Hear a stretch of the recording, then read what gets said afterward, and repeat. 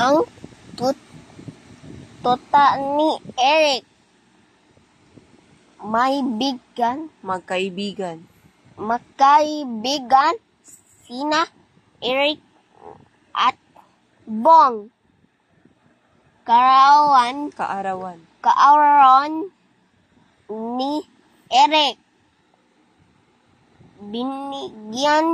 Binigyan siya ni Bong ng tuta. Malago at itim ang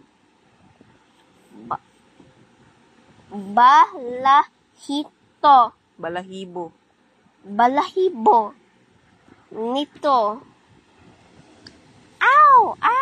Ang sabi nito kay Eric. Si Sita nasa halamanan.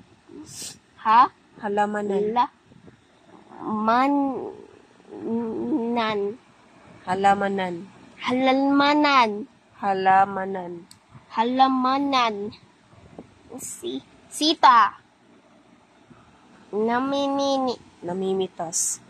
namimitas siya ng mga rosas.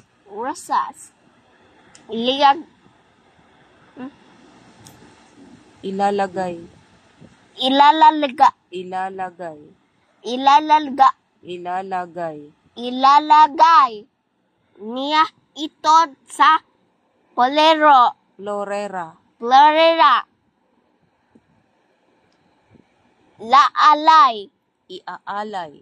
Iaalay niya ito sa birhen.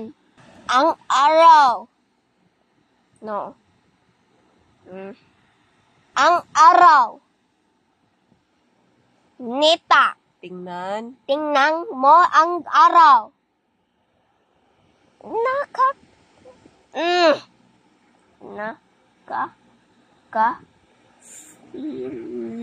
Nakakasilaw.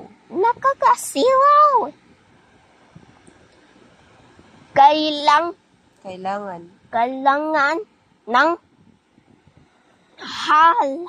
halaman ang init nito.